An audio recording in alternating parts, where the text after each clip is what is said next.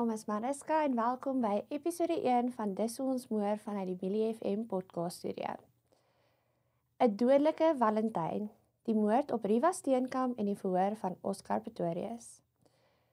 Die moord op Riva Steenkamp op 14 Februarie 2013 deur haar kerel Olimpiese en Paralimpiese atleet Oscar Pretorius het internasionale verontwaardiging en diep openbare belangstelling ontlok. Die saak het wêreldwye aandag gevestig op kwessies soos huishoudelike geweld, beroemdheidsgeregtigheid en forensiese integriteit binne Suid-Afrika se regstelsel. Vandag ondersoek ons die volledige tydlyn van die misdaad, evalueer Pretorius se weergawe teenoor forensiese en getuienisbewyse en ondersoek die breër implikasies van die saak. Daar word aangevoer dat, hoewel Pretorius beweer het hy 'n fout begaan het met die identifikasie van die slagoffer, dwingende teenstrydige bewyse en 'n reeks geregtelike appelle uiteindelik gelei het tot sy skuldbevinding aan die moord. Oscar Pretorius was 'n wêreldikoon, die eerste dubbel geamputeerde atleet wat aan die Olimpiese spele deelgeneem het en 'n simbool van oorwinning oor teenspoed.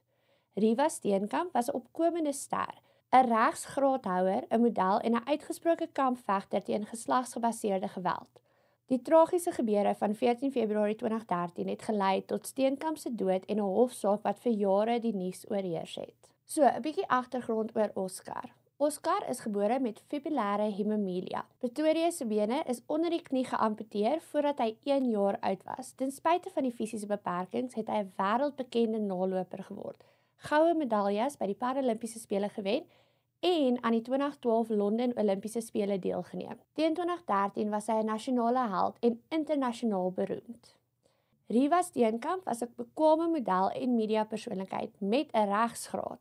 Sy was bekend vir haar skoonheid en intellek, maar ook as 'n uitgesproke stem teen vrouemishandeling en geslagsongelykhede. So, kom ons gaan oor die tydlyn van die aand. Die paartjie het aandete geëet by Pretorius se huis in die Silverwoods Country Estate in Pretoria op 13 Februarie 2013. Selfoonrekords toon dat Steenkamp tot minstens 21 minute na 9 met vriende ge-SMS het. Bure het later gerapporteer dat hulle hoor wat soos 'n ewige argument geklink het tot laat in die aand. Die vroeë oggendure van 14 Februarie. Volgens Pretorius se getuienis en beëdigde verklaringe het hy omstreeks 3 uur daardie oggend wakker geword en die waaiers van die balkon af ingebring. Hy het 'n geluid in die badkamer gehoor en aangeneem 'n inbreker het deur die venster ingekom. Hy het gedink Steenkamp lê nog in die bed langs hom. Hy het sy vuurwapen gaan haal en na die toilet toe gegaan. Sonder om te kyk waar sy was, het hy 4 skote deur die deur geskiet. Eers daarna het hy besef sy is nie in die bed nie. Hy het die deur met 'n cricketkolf oopgebreek en haar binne gevind. Nooddienste is ontbied en Pretorius het haar ondertoe gedra waar sy in sy arms dood is. So, kom ons praat 'n bietjie oor die teenstrydige bewyse. Verskeie bure, insluitend Michelle Burger en Charles Johnson, het getuig dat hulle 'n vrou gehoor skree het. Hulle het dit beskryf as bloedstollend, sowel voor as tydens die skote. Dit weerspreek Pretorius se bewering dat hy geglo het Riva was in die bed. Die gille was vreesaanjaend, het Burger gesê, en dit het voortgeduur tydens die skote. Forensiese ballistiek. Die baan van die koele het 'n afwaartse hoek aangedui, wat daarop dui dat Pretorius dalk sy protese aangehad het toe hy geskiet het, direk in stryd met sy verklaring dat hy op sy stompies was en kwesbaar gevoel het. Verder het die noue groepering van die skote daarop gedui dat haar doelbewus gemik is en nie net lukraak geskiet is nie. Pretorius het beweer dat hy die deur na die skietery met 'n cricketkolf oopgebreek het. Kenners het egter bloedspatsels op beide die kolf en die deur gevind, wat moontlik dui op die gebruik daarvan tydens 'n konfrontasie, nie net na die tyd nie. Daar was ook kneusplekke op Steenkamp se rug en arms wat nie ten volle verklaar kon word deur haar val na die skote nie.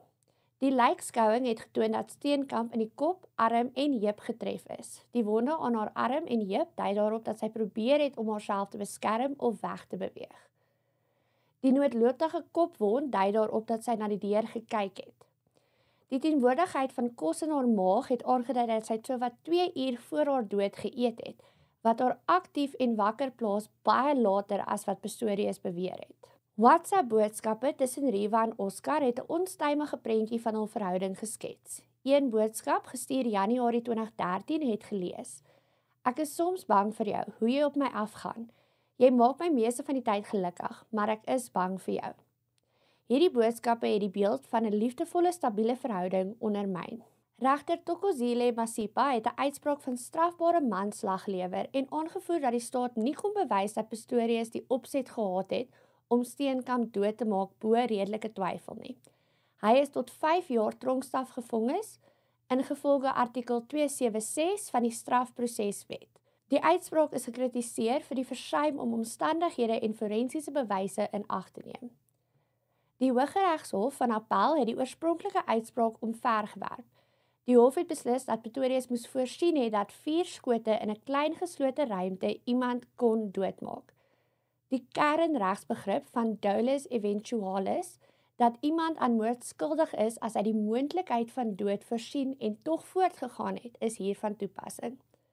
In 2017 is Pistorius herverhoor en tot 13 jaar en 5 maande tronkstraf gevonnis. Die verhoor was een van die mees gevolgde in Suid-Afrikaanse geskiedenis. Dit is regstreeks uitgesaai en daagliks wêreldwyd gedek. Sommige kommentators het dit vergelyk met die O.J. Simpson verhoor in die terme van die spektraal en die rol van beroemdheid. Openbare mening was verdeeld. Sommige het geglo dat Pistorius se berou eg was.